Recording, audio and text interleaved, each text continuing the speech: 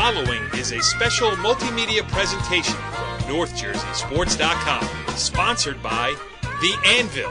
Let us introduce you. Hi, welcome to The Anvil. Let's get started on the tour, shall we? This is our designated area for warm-ups, calisthenics, abs, and stretching. Dan, maybe jeans aren't the best idea. If I can't get ripped, at least my jeans will. We have 60 by 100 feet of turf area for you to practice with your team or play with your friends. We have parties and field rentals. We can do basketball, baseball, softball, hockey, lacrosse, or the age-old gym favorite, dodgeball.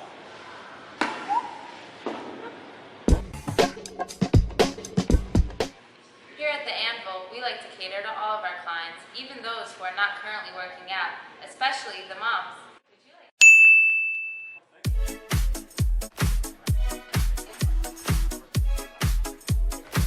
Enjoy. Thank you.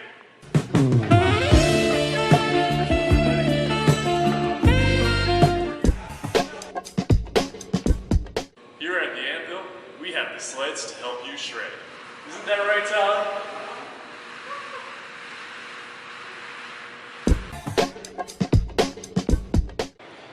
Here at The Anvil, we make dreams come true.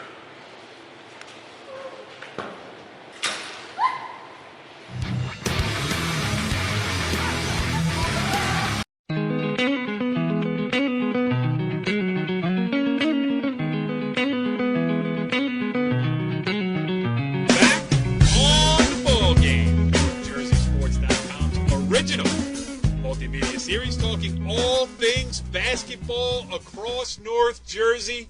This is high time for high school hoops in North Jersey. I am Corey Doviak, being joined by my illustrious insider, NorthJerseySports.com's own local basketball insider himself. He is the Ballgame.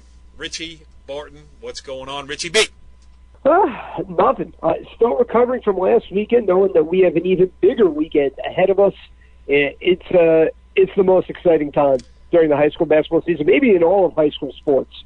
I can't wait. I agree. I'm a hoops junkie myself. You were at a couple games over the weekend. I was at a couple games over the weekend. We got a couple games plus this weekend ahead of us. But we got to break it all down. We got to catch up. You know, so many things. We got the girls' basketball tournament in Bergen County in full swing. The girls' invitational basketball tournament in Bergen County now moving forward. We got the Jambo Plate, its opening round this past weekend.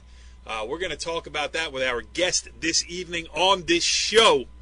Will be Fairlawn head coach Kyle Sabella, whose team won its first-round matchup against Midland Park in a game that you covered. They are the 10th seed, and they move on to what I think is going to be the best game of the round of 16, and that's number 10 Fairlawn against number 7 Ridgewood.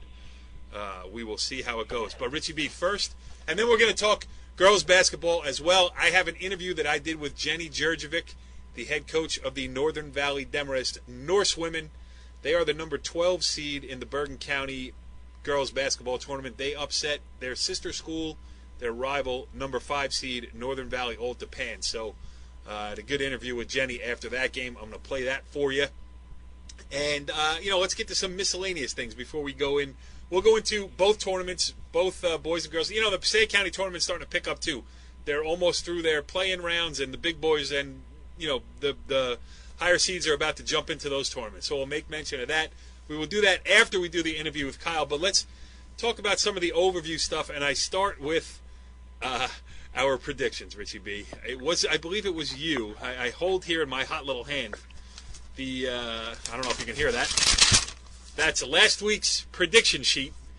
And we were talking about the Bergen County Girls Invitational Tournament where you picked Ramsey to win it all. I'm sorry to say, my friend, our guy, Steve Grenz, knocked out the Fighting Rams in the first round. So, hey, listen, Grenz knows how to coach him up. You know, the guy's a gamer. He loves, he's definitely out there. I mean, you see him in gyms all over the place as far as preparing and scouting. Glen Rock has been an interesting team. Bottom line is, apparently I have zero credibility because it seems whenever I pick a team to win the title, they just don't do it for the most part. I love how last week you picked Ramsey to win the entire tournament, and this week you're telling us how good Glen Rock is. What other options do I have?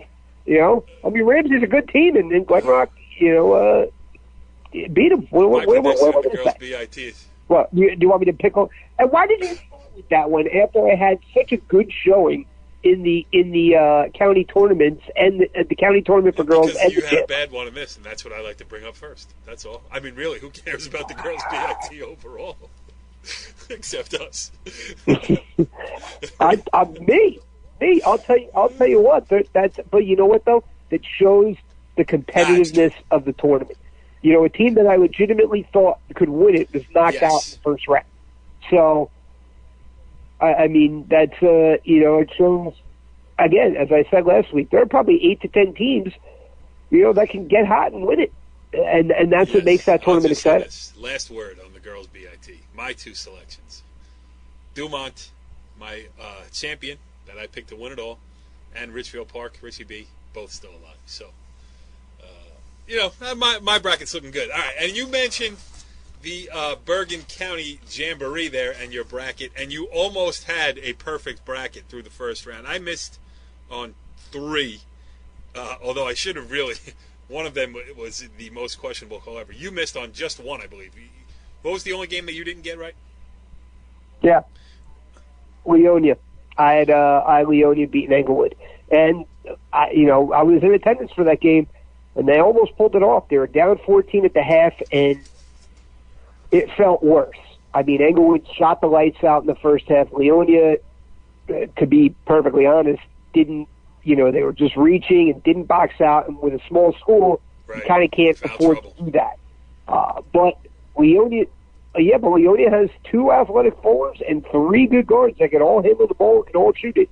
And you saw in the third quarter when they put it all together, I mean, they were on a 14-0 run to start the quarter, ended up taking the lead early in the fourth quarter. But, again, every possession matters. And they had, 2 particular possessions where they took bad shots, one where there was really an unforced turnover, and that ended up leading to points on the other end, and ended up being too big of a deficit. Englewood is interesting because, I mean, they're talented. They're talented. They have deep guards, but I don't know. They play Paramus Catholic next. I don't know how they're going to handle Derek Bueno inside. It's going to have to be a team effort. I don't think it's going to be any one player that can do it. But Englewood, I mean, they were awesome in the first half last week. But can they stretch that out over a whole Listen, I'm just happy to see Leonia back to being a relevant program again. And they gave it a good run, and good stuff. It was an interesting matchup too. Leonia, Englewood. We touched a little bit on it last week. They share a border, but have really zero shared history in terms of sports. I mean, they don't play each other in anything. And so it was fun to have that matchup and to have Leonia give a good run and make a good, good showing. And they're going to be a tough out in the state tournament. So that was pretty cool. And, and Dwight Morrow will give Paramus Catholic trouble. I don't, obviously with Derek Bueno and Paramus Catholic. Athletically, they're not going to be. Right. I don't think they're going to be overmatched. Size-wise, but it's just a matter. Right, but it's the same. It's the same kind of principle where, I mean, they have stretches where they look like one of the better teams in the county, and they also have stretches where, they look like they didn't even belong in the Cambo. Yeah. Hence the third quarter. So, they have to show their best self, and they have to do it for a full 32 minutes. Yeah, and the NJIC took it on the chin a little bit in the first round of the Jambo. St. Mary lost to Pascack Hills. I mean, again, they were the 24 seed. Pascack Hills was the 9, so it was expected. Saddle River Day won their way through, but they were playing another NJIC team in Dwight Englewood. That's an interesting matchup now in the round of 16 is Saddle River Day against Ramsey. We mentioned Leonia, Dwight Morrow. Dwight Morrow, the Big North, beat Leonia of the NJIC, and then two NJIC team in Garfield got past the Big North team in Bogota. But, Garfield's a Group 3 and Dumont's a Group 2, so it's a little, that's one of those quirky, but Garfield, your pick, not only to win against Dumont in the opening round, but now to go on and pull the upset of Don Bosco Prep in the round of 16. But I want to... you know what, though, Bosco, ever since they said that, Bosco's starting to pull it together. Of course they are, because you said it out loud. Right. So they owe you. And listen. Kevin Laverio always seems to get him playing well at the right time. Yeah, I mean, they do gear up for the Bergen County Jamboree. All right, so we had our friend Chris Gaskin, who we invited to come on the show. He had other things to do tonight, so he wasn't able to join us. It was a lot easier to get Chris Gaskin on the ball game when his team was not involved in the Jamboree. But not only are they involved, they were the first round winners. Beat number 11 Richfield Park, beat number 22 Beckton. Beckton made a good showing for itself too. Richfield Park, Hackensack, another interesting one in the next round. Fairlawn Ridgewood, we're going to talk about in a couple minutes with Kyle Sabella. And then I got a text from I don't want to mention any names, but it said, thank you for putting the kibosh on Mawa. I picked Mawa to beat Cresskill. Of course, it didn't happen because I am the ultimate mush in high school sports prognostication. If I pick you, you will lose. That's just the way it goes. Yeah, I mean, it's really amazing. Like, for how much basketball we watch, how many people think we're bad luck. Who ever says we're good luck? You know? Yeah, well, name a coach that says, "Oh my God, so happy to see you guys. You give us such Jenny good luck." Djurdjevic said it to me this weekend too. I mean, I'm the black cat walking in there. If you ask people, no one has ever won a game with me in attendance. So if I cover a game, nobody wins. The last first-round game that we have to mention, and we probably should have started with it, but this being NorthJerseySports.com, we do everything backwards. Bogota, the number 16 seed, against Hasbrook Heights, the number 17 seed. And Richie B, we have a lot of referee, umpire, official friends on this show. We've had them, from the dearly departed wrestling show. We used to have wrestling officials on all the time. I've had Ed Ahern on the baseball show. I've had we had Johnny Way on the football show officiating. I run every chance I get. Hey, become an official. I help out whoever I can who sends me stuff. I put it out there on Twitter. Hey, become an official. So the last guy who's ever going to criticize an official, and the last guy who would ever say that an official cost a team a game would be me. But I'm going to say this, Richie B. There was a certain official that cost Bogota. Now, I'm not saying a win, but cost them probably another overtime period to find the winner in the opening round of the 64th Oscar F. Thompson Memorial Bergen County Jamboree. A horrible no call against Hasbrook Heights. It's a double-edged sword here because...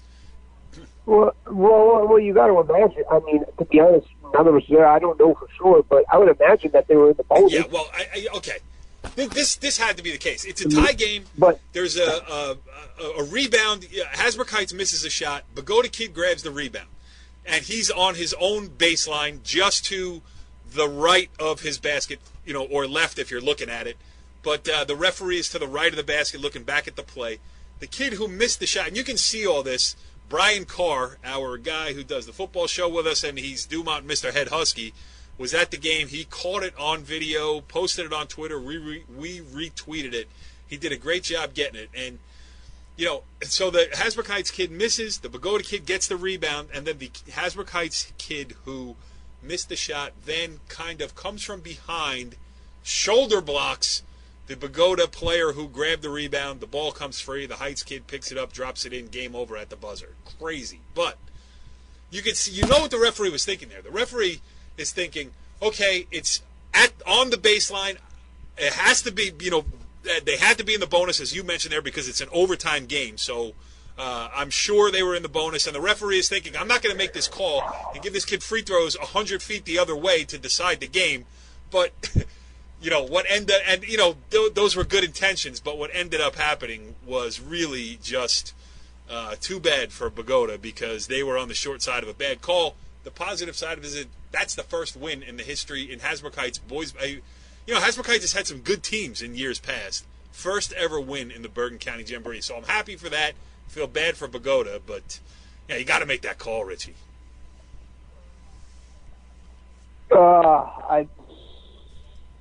I'm with you. I mean, I think referees certainly get a bum rap, to say the least, and it seems to be only getting worse. I mean, I think coaches and parents alike sometimes are a bit over the top, to say the least, because I think most officials do a pretty good job. And again, it's tough to say because I wasn't at the game, and the video that I saw, would I have called it? Probably, but I mean, it's tough to say in that situation. Bro, he gave the play on like soccer. Like he puts his arms out. Yeah, play on, bro. There's no such thing in basketball. It's either a foul or it's not a foul. You can't play advantage. I just Come on, rip the official, Richie B. Rich.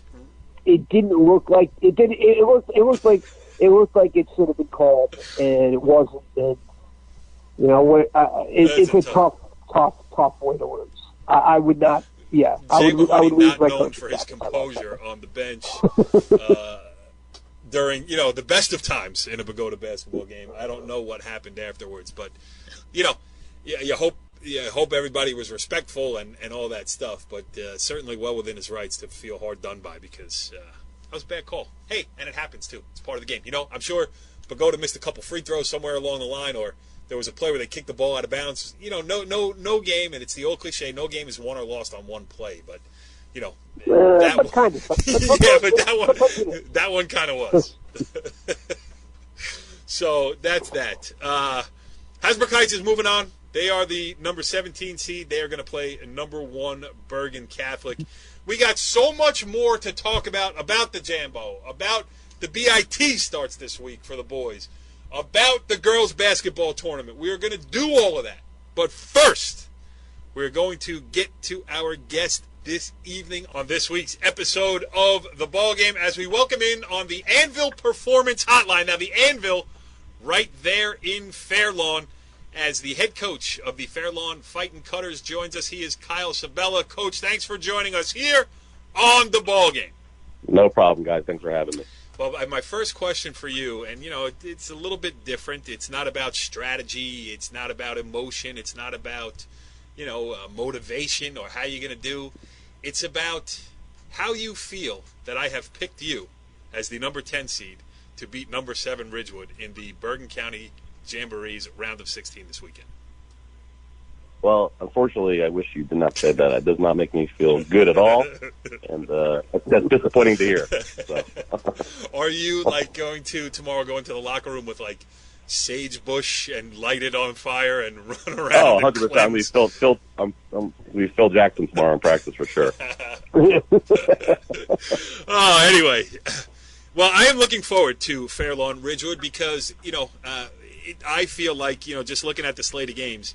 It's the 7-10, so it's supposed to be a good one. Ramapo, Pascagoula could be good. I think Hackensack Virtual Park should be good, but I am really looking forward to Fairlawn against Ridgewood because 2 senior-laden teams, 2 teams that made great runs in various, you in your state in the same state tournament bracket, I should say. So how do you? First of all, are you healthy finally, Kyle? We are healthier. Okay. I guess this is the healthiest we've been all season. I would put Darius at 80% at this point, and Orr has got a mask on because he broke his nose. He had surgery, so he's probably, he's tough to play with the mask as it is, but he's about 90% right now. So listen, this is the healthiest we've been all season, so I'll take it. Yeah, I mean, and a lot of people, when I covered you early in this opening night, actually, against Northern Highlands, and you said that Darius was going to come back. I put it in the article, and sometimes I forget that people actually do read NorthJerseySports.com, and I got some feedback saying, hey, is he really coming back? So, that was best case scenario for you. I mean, you say he's at 80%, which is better than 0%, which is what he was, earlier in the year. So, Darius Sahokis, just talk about what having him back in the lineup means for, a Fairlawn team that had high expectations and, is doing well. Yeah, I've been joking lately that since he's been back the last week or two, that's kind of been felt like mid-December for me, or late December. I feel like the season's kind of just starting for us now because it's just a night and day difference having him on the floor. I mean, the ball's been in the kid's hands since he was a freshman. So to not have him the first month of the season, like you said, when I first saw you opening night. I did not know he would be back that soon, so credit to him. He rehabbed, every day after like 4 weeks after surgery, so having him back that soon was shocking. He's coming back into form now. He's moving better every day in practice. His confidence is up. I think that's a lot that has been the issue, is just a mental approach to his game, and he's so hard on himself, and he wishes he was expecting to be the same player right away. And, honestly, so did I. It's just tough not to see him the way he was. So it's been baby steps, but I think we're almost there. He's had a good last week he had a real good 3-game stretch. So one local reporter who has seen him play is our very own Richie Ballgame Barton. Was at the Fairlawn Midland Park game in the opening round of the Jambo. Richie, the floor is yours. Well, I talked to him after the game, and we talked exactly about that. It's not just getting back on the court, but also getting back to where things come second nature, where you're not necessarily thinking about, re-injuring yourself, or also, getting into a rhythm.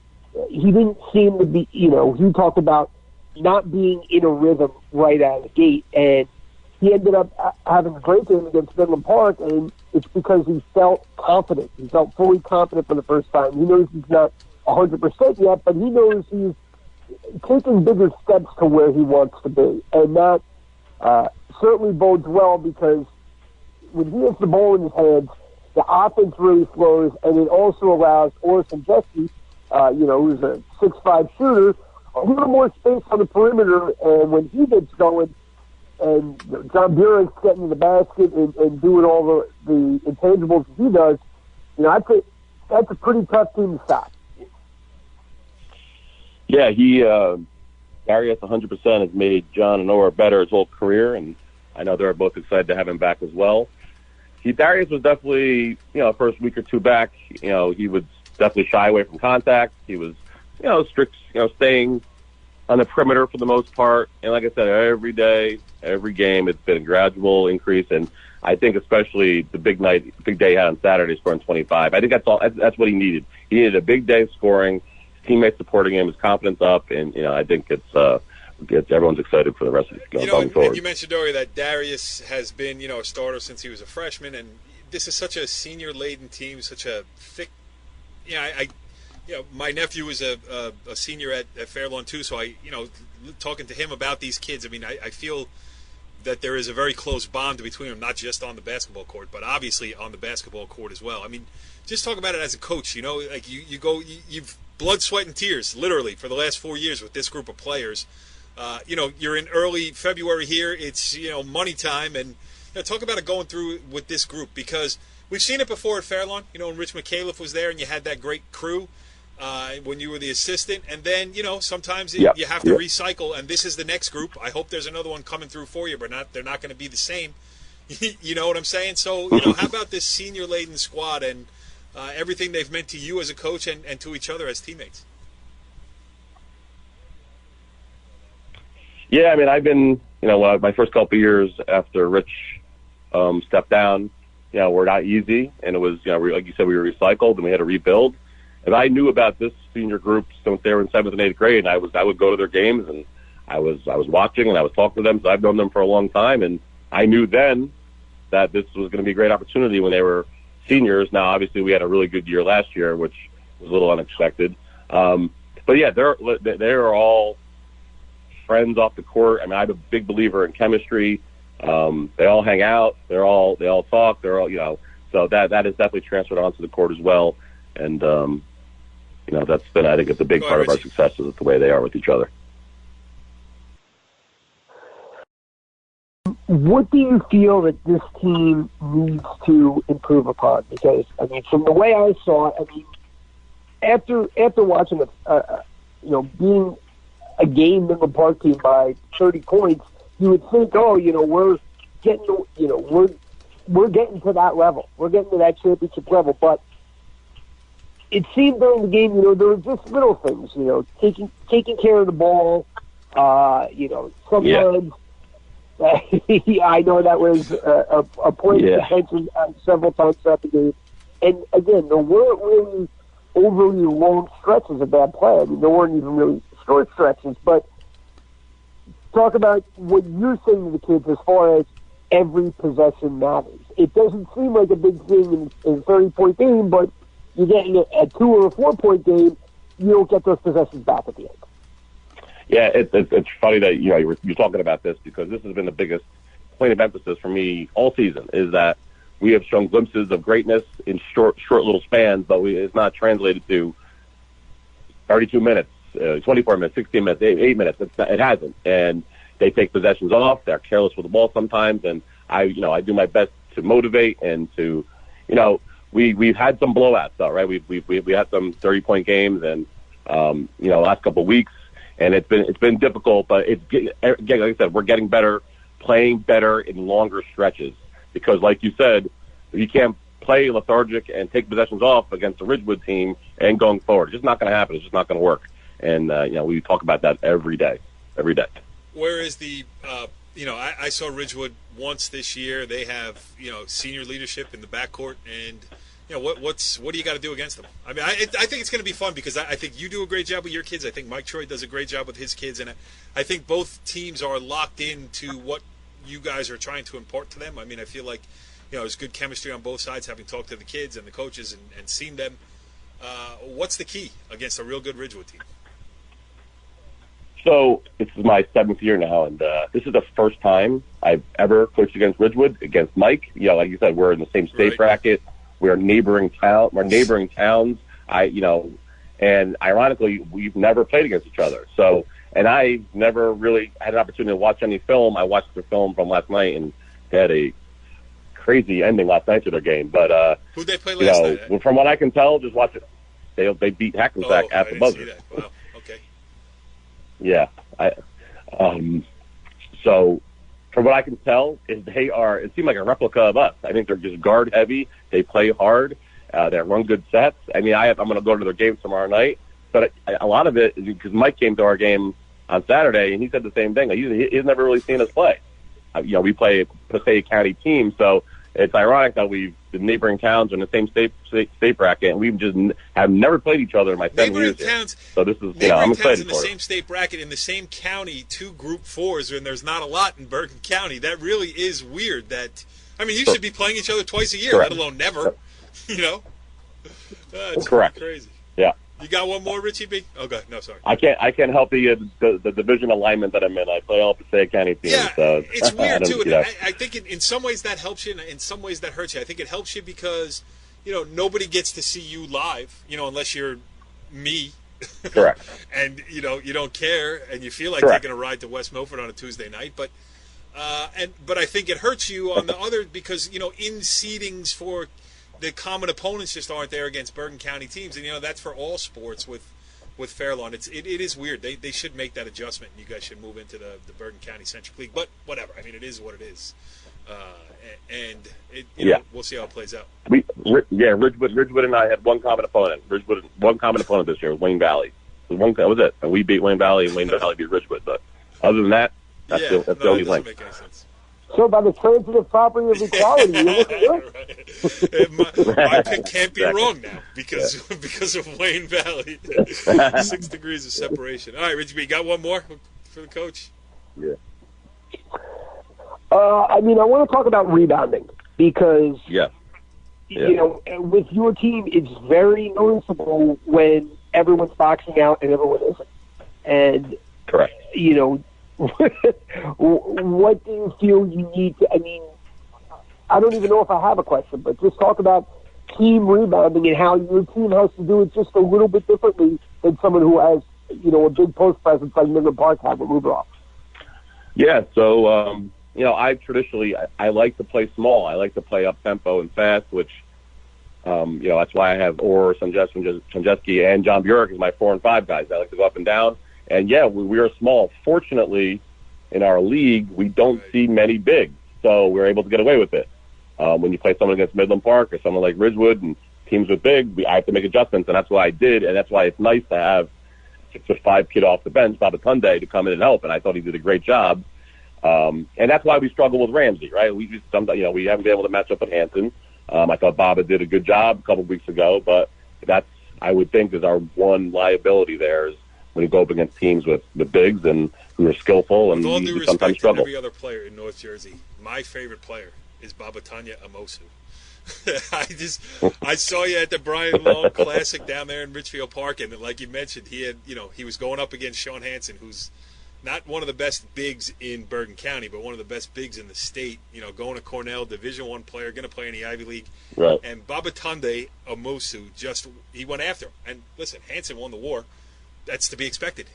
But Babatunde met him at the rim on a few occasions. He rebounded. He was blocking 2 goaltending calls. I mean, he was just going after everything too. So, like you said, you can bring him in, change the dynamic a little bit. And I thought he brings again.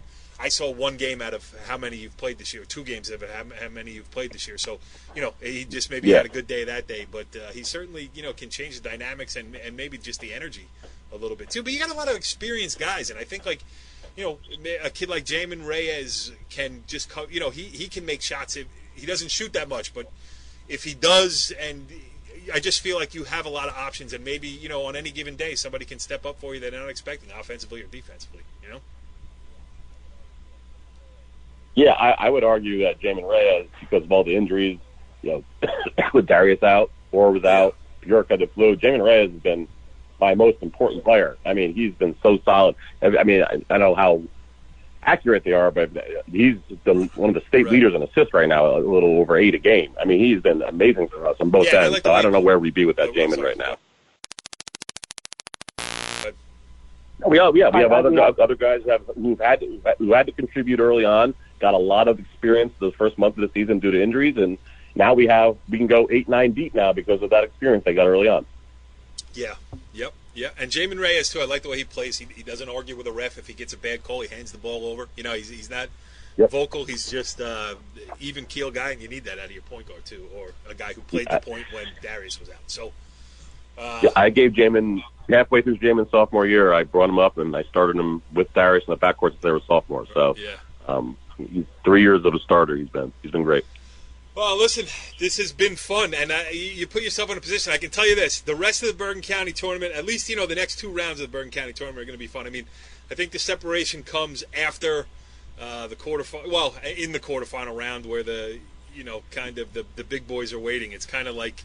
The Europa League when they drop down from the European Champions League and they take on the so that's coming next. But this next round I think has a lot of fun matchups. You particularly are one of them, and then I think North 1 Group 4 is going to be as fun a state sectional bracket as there is. I think there's going to be probably 8 teams that could win it. When you look at a Hackensack, a Ridgewood, a Fairlawn, a Kennedy, a Union City, a North Bergen. Yeah, East Orange. East Orange is number 1 right now in our group. Right, an East Orange team that I know nothing about, but at least from a. Me neither. Right. I'm surprised you don't play East Orange twice a year because you don't play Ridgewood. Yeah, I might as well. They're not in the same county. Right. Next week on the Ballgame, geography lessons for North Jersey counties. Geography. Yeah. But Kyle, thanks for coming on here. Best of luck, and I know. You don't like me picking you, and I know you don't want to see me walk. I do not. And I know you don't want to see me walk in the gym on Saturday, but I think it's going to happen, pal. And I wish you the best of luck. That's okay. You got it. I appreciate it. Thanks for coming on, and tell Babatunde Amosu if he has another good game, there's a T-shirt in it. That's fantastic. I love that. Thank you. All right, Richie B. Good stuff there with Fairlawn head coach Kyle Sabella. Remember, Fairlawn, the home of the Anvil, which sponsors this edition of the Ball Game right here on NorthJerseySports.com. Check them out online, AnvilPerformance.com. Richie B, what do we miss for the Jambo? I mean, I think Kyle, he certainly broke down that game. Go ahead. I'm going to tell you what we're missing is the upcoming matchups, and I say we just roll right into it. And I'm going to show Ramapo Basketball Kills the 8-9 game. Yeah. I think that's going to be real interesting. Ramapo has turned some heads all season when they expected to be a huge drop-off. I mean, they're not the state power that they were last year, but I mean, they're a really good team. And, we talked about them being kind of underseeded. Pascal Kills has some size, though. And they put it on St. Mary's in the first round, and I think this is going to be a really, really fun matchup to watch. Yeah, and I think, the stat is that Ramapo has been matched against Pascack Hills and Bergen Catholic in 4 out of the last 7 years in the Bergen County Jamboree. And it's funny because, that thick senior class that left Ramapo last year, and you were like, there, like you said, there'll be a huge drop-off. There has not been. Now, it's weird. I mean, I usually see 1 or 2 or 3 Pascack Hills games during a season, especially before the Jambo starts. It just hasn't worked out for me this year. I haven't seen them, so hopefully I'll get a glimpse at them this weekend, too. Ramapo, Pascack Hills, you're right, one of the marquee games in the round of 16. And then it's Ramsey, Saddle River Day. I've seen Ramsey. You've seen Saddle River Day. And it's going to be interesting. Like, that's one of those games where you see, Ramsey has some losses, some head-scratching losses. They lost to Riverdale. But when they're on their game and playing well, they could be the best public school in Bergen County. And on their days where they're not, they could lose to Riverdale. And, Riverdale didn't make the Jambo. They're in the BIT, and Saddle River Day is good. So, I mean... Yeah, but I mean, Riverdale not. No, I don't mean to disparage Riverdale, but I mean Riverdale is not a Jambo team. They were the first team out, so probably the 25th best team in Bergen County. Probably should have been a Jambo team, but we already talked about that. I think that's the thing about Saddle River Day again that impressed me was, man, they're a good defensive team, and with Connor Fowler, 6'4" big who can do a little bit of everything. He can put it on the floor. He can score in the post. He can score outside. He gives them that kind of multi-level threat. And they have the guards that can, really dictate a game defensively. I mean, I think that's going to be, everyone's going to talk about Hanson and Tyron about what kind of a matchup that is or who outperforms who, maybe, but I think it's going to come down to guard play. And if Quinterly can have his way with the guards, I think it's going to be a double-digit Ramsey win. But there's something about Saddle River Day defensively. They just look a little bit different than every other team that I've seen this year on the defensive end. I think that bodes well. I also think foul trouble is going to play a factor. Which team can get production out of the bench? Whoever does that is going to end up on top. Paramus Catholic, Dwight Morrow, we talked about earlier. Paramus Catholic, I'm not going to make any snide comments about Derek Bueno because I'm looking forward to seeing him play. I'm rooting for him. So, I understand. Were you confronted by Mike Doda this week at the Jamboree? Were you accosted? I was confronted by Mike Doda. No, Doda's my guy. I roll with Doda. And I'm rolling with Dodo this week, too. I think they're just going to be too big inside, and Englewood, I'd like to see them put together 32 minutes against a quality opponent. Can they do it? Can they box out consistently?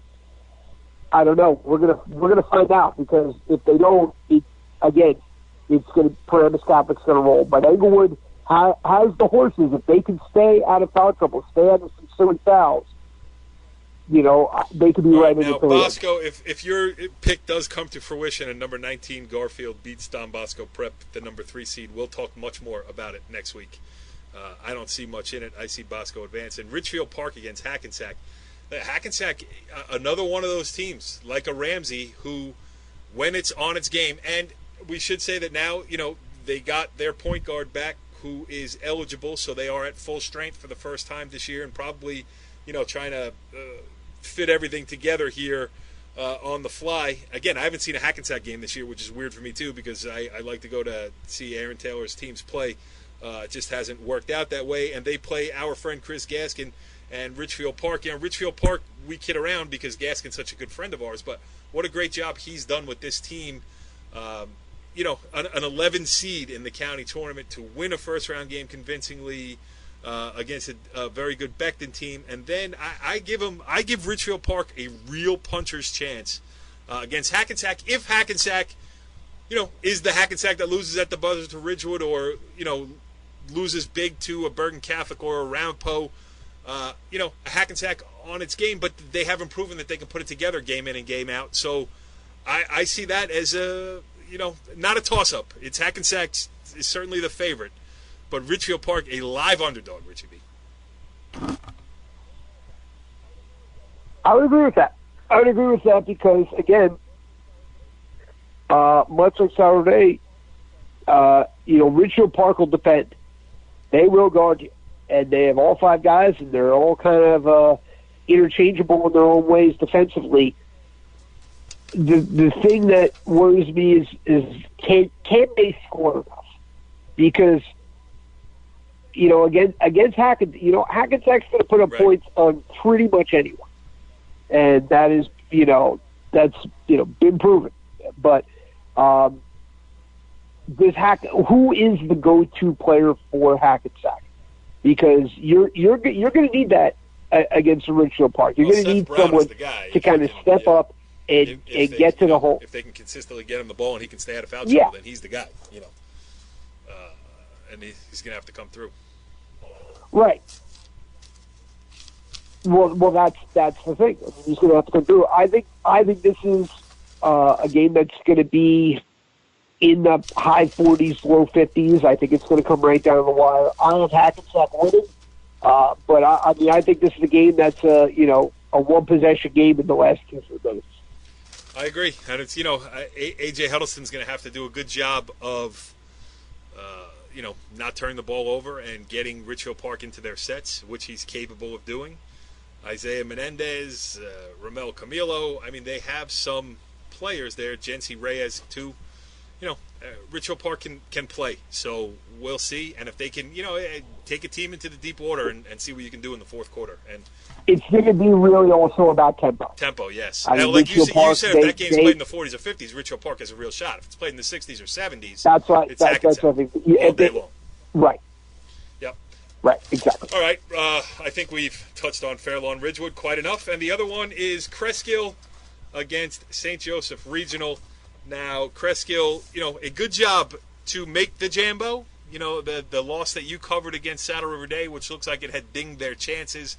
They get in, and then they make the committee look good by being the 18th seed and knocking off number 15 Mawa, of course, with my assist because I picked Mawa to win the game, so that made it obvious that Cresskill was going to win. Right. And they're up against number 2 seeded St. Joseph Regional.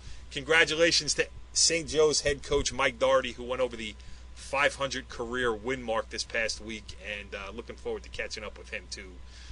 St. Joe's, one of the non-publics, one of the top seeds, and one of the teams that has a real shot at winning this thing this year. And one that has a chip on its shoulder, really, because for the last couple of years they've kind of been, this is a team that 2 years ago was in the BIT. You're right. And won it.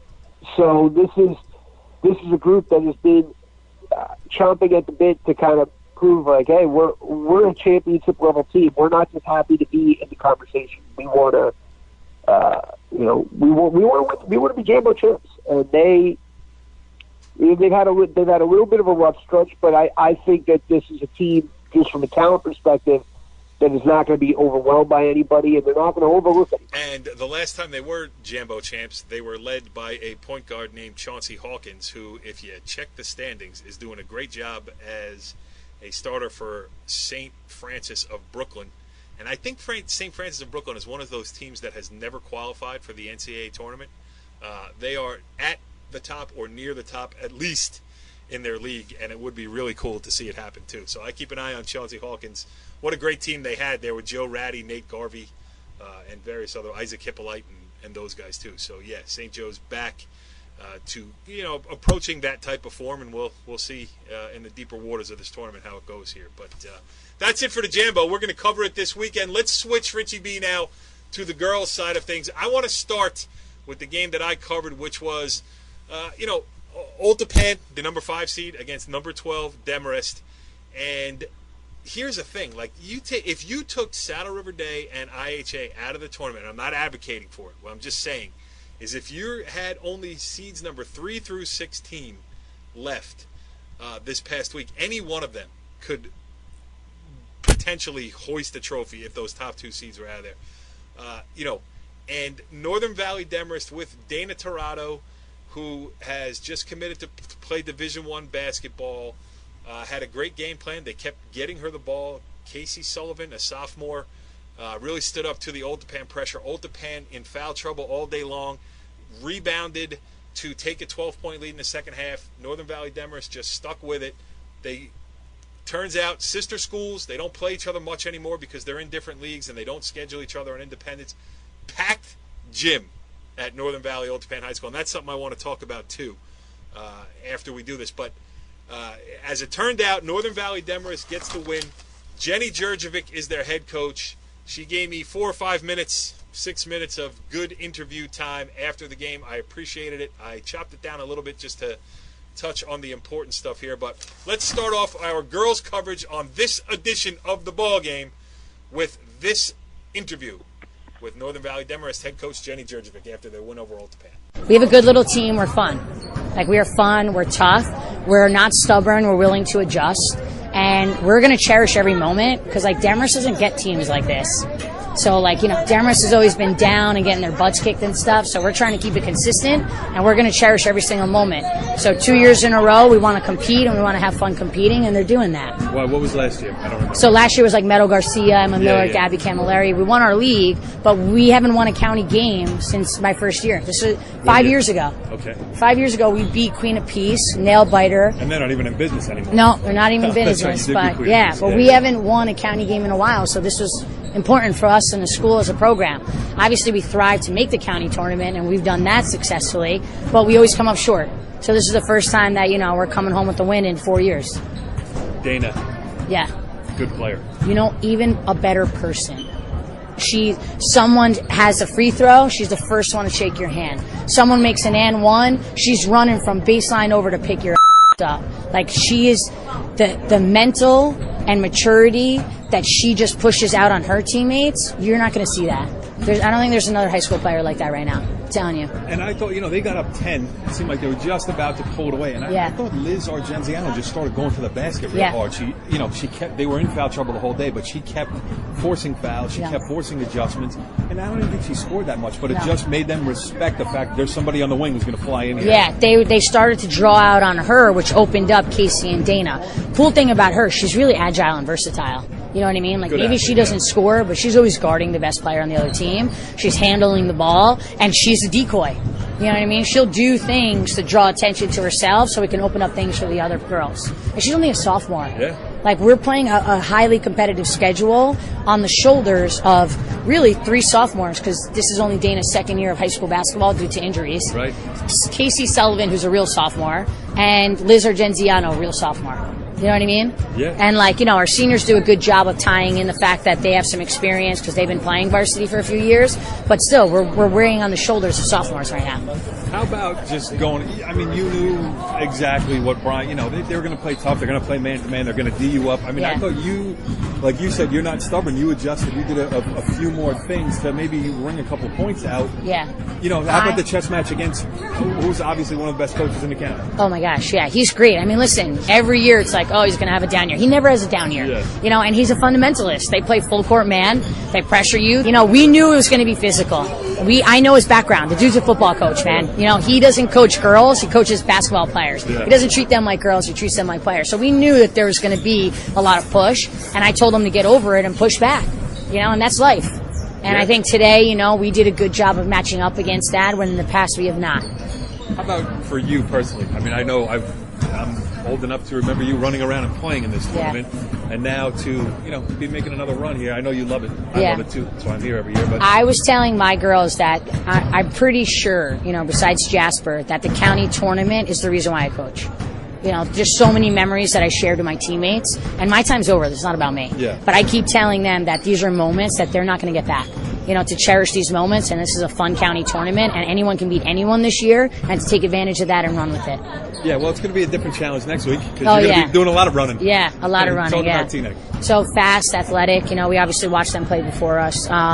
You know, the cool thing is our focus is going to be we need to adjust to matching up against them, but they're going to have to adjust to matching up against us. Yeah. So, like, if we could handle that pressure like we did today, every time oh on yeah, the floor, what are they gonna it's a do? different game. You know what I mean? So it's a chess match. You know what I mean? I'm Yeah. willing to move and do anything, and I think that's what we're going to have to do to go back to the drawing boards and just figure out how we can compose a mismatch for them. which we try every single game. All right, good stuff there with Jenny Djurdjevic. And the point I wanted to make before we got into that interview there with Jenny is the fact that it was a packed house. And not just for the Old Japan Demarest game, which you'd expect. They're rivals. It was in Old Japan's gym. Demarest just down the road. So, you're going to get people to come to the game. But if you have listened to this show over the past couple of years and to my idea about how the Bergen County Coaches Association should switch the format of the Bergen County Jamboree on the boys' side, my idea was to have a decision day. So when teams would play on the Saturday of the, this first round, like this past weekend would have been decision day Bergen County for boys basketball. And if you win, you play yourself into the Bergen County Jamboree proper, which then moves ahead with a round of 16, the traditional. That's the way the Jambo started, with 16 teams, or at least that's how it was when I started following it. 16 teams. Prestigious. If you make it, you deserved it, and you could play yourself in. And then if you lose on decision day, you drop back into the BIT. My idea was to play it in a place like Old Japan that had 2 separate gyms where it could just be a basketball bonanza all day long. Take note, Bergen County boys basketball fans, because that is what the Women's Coaches Association basically did this past weekend with the opening round of the Bergen County girls basketball tournament, played at Old Japan in 2 separate gyms. I got there at 9:30. Parking lot was full. I left. I don't even know what time it was. Parking lot was full. There was games going on in one gym, which were crowded. There were games going on in the other gym, which was crowded. I'm sure they did fine at the gate. I'm sure they did fine with concession sales. And it was a basketball bonanza for people. And I talked to many people in the gym who looked at me and were like, this is great. If you like girls basketball, you can sit here all day. You can, hey, this game's a blowout. I'm going to go see what's happening in the other gym. Or, I really wanted to see this girl play, but I don't care about this team, so I'm going to watch her play for a quarter, and then I'm going to go into this other gym here. I mean, that's high school basketball done right. Lots of local interest in one place. Everybody come on. We're bringing our best to this place, and you can come watch them, Richie B. I hate agreeing with you.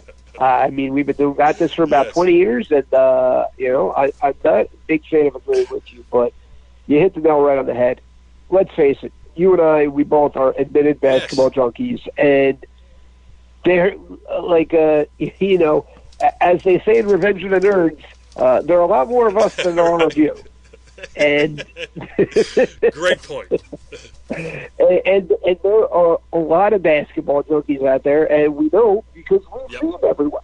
And I mean, I think it's a great idea. I think it'd be a great atmosphere, and that's really what you want.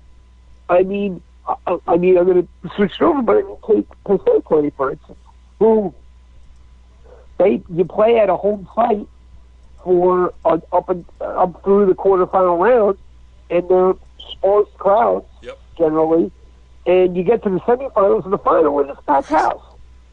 Yeah. I think having it in one location is hugely beneficial. Not just from an atmosphere standpoint, but financially. I mean, I just think it's a no-brainer, but it's about getting everyone on board, getting everyone on the same page. But I think it's something that's more over. And I don't want to say it like from a coverage standpoint for us. When you put it in the same place, we can cover more. Now, let's face it, local media has shrunk. When we started doing this, there were a zillion outlets. There was every weekly paper. There was the Record and the Herald News were separate entities. There was the Ledger. You had MSG Varsity, and there used to be lots of guys out running around, men and women covering high school sports, and you could send people to different venues. There has been a contraction. I mean, I don't know what that thing is called because I can't see it anymore because it's accessible only by a subscription, which I will never do. But they're not around anymore. So by putting it in a place, at least it gives us a shot. And listen, I'm not asking anybody to do us a favor. I'm just saying it's smart business for the local community to make it easier for everybody, not just working media, but for, fans and everybody else. Put it in one place and, whoever can, that's where it is. That's where it's happening. So go do it. I mean, it behooves them. It behooves them. And you don't have to have people who want to get to. You get people who want to get to multiple games that can't do it because they're starting at the same time in different locations or what have you.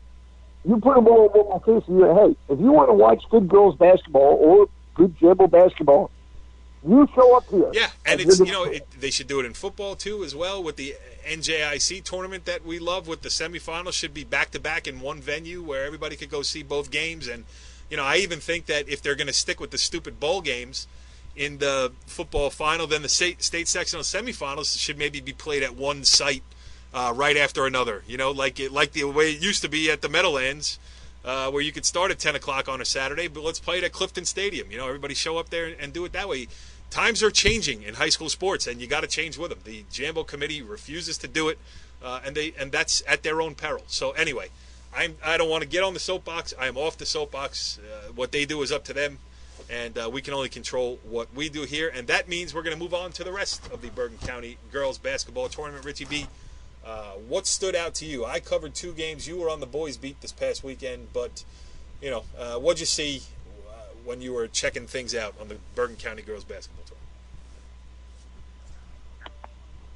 tournament? Well, I mean, all the top teams have looked impressive. I mean, there's really no way around it. I mean, I think there's a very clear top 4, and there is a divide between 1 and 2 and 3 and 4. When you have IHA and Saturday over there at the top, Rampo, Teaneck right below them, and then you have a bit of a drop off.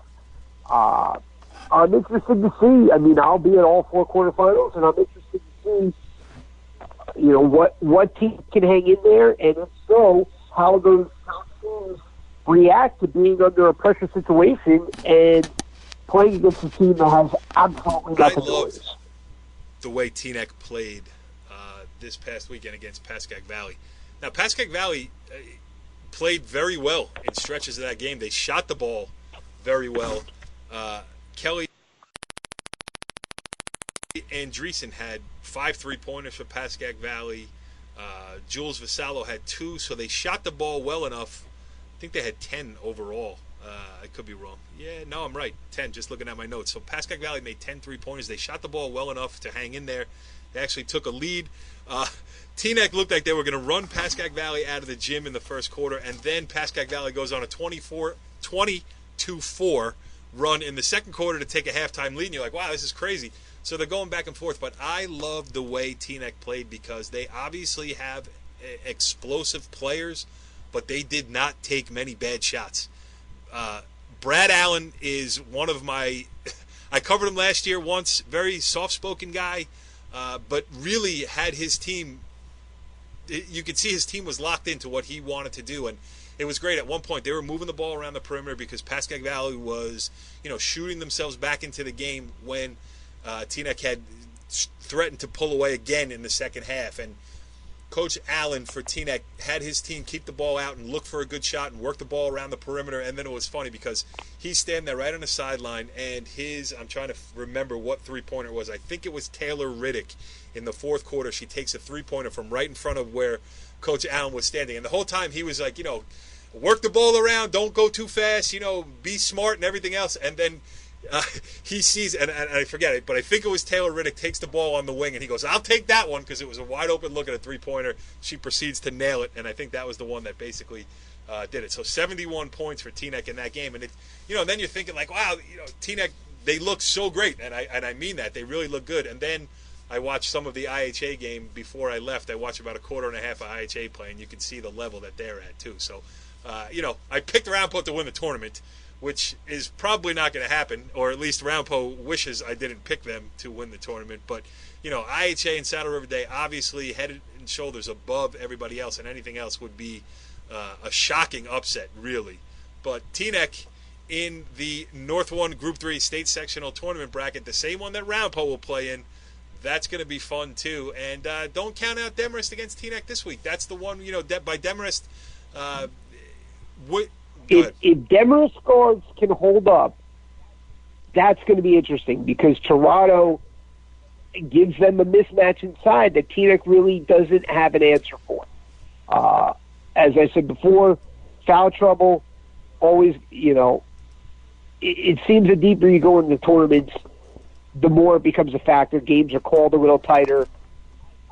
I think Tina has too much athleticism at the guard spot, but who knows? I mean, if again, the longer Demarest can hang in there, the higher things can get tight. I mean, Demarest is playing with how funny that you say, if they call it tight. I mean, they called it tight in Demarest's upset of Old Japan, and you cannot put Dana Torado on the free throw line. Richie B, 16 of 17 in the game. 6 of 6 in the fourth quarter. I take that back. 8 of 8 in the fourth quarter. And 11, 12, 13, 14 of 14 in the second half. And that's the thing that Jenny did, is she made sure that the player that Old Japan has a lot of skill, but they don't have much size. The mismatch was Dana Torado, and Demarest made sure to get the ball in her hands just about every time. And she's a good finisher. It's not like Old Japan didn't know it was fouling her, but it was, pick your poison. You want to put her at the free throw line, or you want to give her an open layup. I mean, she was just that good. So, if they can exploit that mismatch, then they can have success. Teaneck, too, if they're healthy, they had, just a lot of really good players for Teaneck, too, though. So, interesting. And a good matchup in the quarterfinal round. IHA Westwood, not that the 8-9 game, Northern Highlands Westwood was going to be, by the seeds was supposed to be one of the most competitive games, and Westwood walks out of there with a 51-26 victory. I was a little bit surprised by not the result, but by the margin. You? I totally agree. Westwood, again, they're always going to defend. Katie Gashler, she's good, as one of the better bigs in North Jersey. I mean, she's not just a tall player anymore. I mean, she is a player who's an she's impact. A player who's tall. Step out a little bit. No, but I mean, she's not just a big body. I mean, she can get the ball and make. She's not just offensive rebound and put it back in. She's someone that you could really run your offense through. But the thing that stood out for me, I mean, Northern Highlands had, with Kelly Kinsel and Anna Street on the other side. I mean, there were 3 really solid players who could put up 20 on any given night. And to hold that team to 26 points, that's impressive. That's an so now they get IHA in the next round. Good for Westwood to get there, though. Group 2 school, going to be in the final 8 of the Bergen County tournament. Saddle River Day will play Hackensack. Hackensack held on against Riverdale. Riverdale, the 10 seed, gave them a good run. Hackensack, the 7 seed, advances 44-38. And, both of those teams had a chance to, not as much success in this tournament over the past couple of years, and both had a chance to really make a statement with that win, and it was Hackensack that came out on top to earn a shot at Saddle River Day, and as you like to say, house money, Hackensack Saddle River Day. Yeah, I mean, what's been interesting, I mean, Christina Mathern, who is a transfer from Hackensack to Saddle River Day, just recently became eligible, and she has been a rebounding machine for Saddle River Day and kind of the post presence that they were lacking. I mean, they don't necessarily need a scorer. They need someone who will defend and just be long and block shots and rebound, and she's willing to do that and has done that very effectively so far. That, that really puts them in position to, be a championship team again, both in the county and in the state. And then the other one is maybe the most competitive of the round of 8, and that's number 3 Ramapo against number 6 Paramus Catholic. Paramus Catholic snuck by Cresskill by 54-52. Probably the most a great game, in that round. I wasn't there to see it, and Ramapo beat their rival Indian Hills sister school 53-38. But Paramus Catholic Ramapo turns into really a marquee matchup in the quarterfinals. No doubt about it. I mean, Colleen McQuillan, by the way, got to give her a shout out. 41 points. I mean, right? They scored 52. She was getting the ball, and couldn't do much to stop her. But Janelle Moore and Aaron Myers, talked about them last week. I'll talk about them again. I mean, as far as backcourts go, they're right up there in North Jersey. They are. I mean, I love Myers is a little more streaky. When she's on, she is super, super tough. Moore is definitely more consistent of the two, but she's also capable of breaking out and scoring points in bunches. I don't know. I think that this game is really going to come down to who gets, the garbage points inside and who can get to the foul line more. I'm going to say Ramapo, but I think Paramus Catholic can hang around because their guards are not going to be fazed by any type of press. Yeah, and Ramapo, they predicate their game on their pressure defense, so it's going to be interesting to see, if it turns into a wide open up and down affair. Paramus Catholic certainly has as good a shot to advance as anybody else against Ramapo. So it's going to be very interesting. So that's it. That's the Bergen County girls basketball tournament on tap. As you heard Richie B say, he will be at all 4 games this weekend, which means in general he'll stay for 2. He'll text me about midway through the 3rd telling me how difficult his life is and how he wants to do nothing more than sprint to his car and get the heck out of there. No way. Richie, I'm calling it right now. Richie B, 4 baggers this weekend. Going to be working on about 6 in the morning. Yeah, well, that leaves me to cover the entire round of 16 of the Bergen County Jamboree in 2 separate venues, all by myself. So I am not doing an 8-bagger this weekend. I am going to do 2, 3. I don't know. I got to pick which game. So if I don't cover you, it's not because NorthJerseySports.com doesn't cover you. It's because there's 8 games in 2 different locations.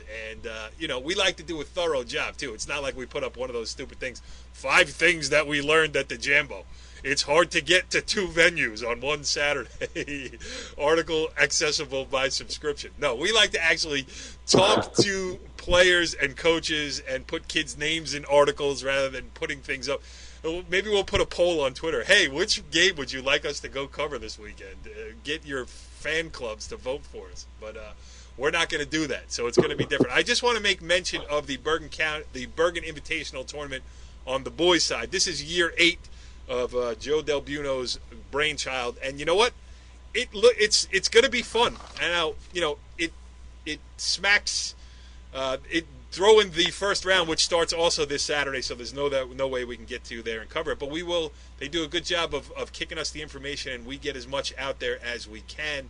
They usually give us the high scores and everything else, and we'll tweet them out in real time at NJScom on Twitter. But Cliffside Old Tapan is the 1-4 game in the Mall region, and that just shows you how balanced that whole tournament is, because either team could win that game. There's not that big of a separation when you're talking about, a team like Park Ridge. I was at Tenafly yesterday doing a photo shoot with the Tigers, talking to my man Andy Cho, who gave me a lot of information about local basketball. A kid who plays, he's hurt right now, so he had nothing better to do but stand beside the photographer taking pictures on picture day for Tenafly basketball and feed me information about what was going on too. And he got me all pumped up for the tournament, because Park Ridge, Tenafly in the first round, Highlands is in, Glen Rock is in, Riverdale, who we touched on before, could have been the number 25 seed in the Bergen County Jamboree. Instead, they are the number 1 seed, and they will play Teaneck. How interesting is it that Teaneck is in the BIT?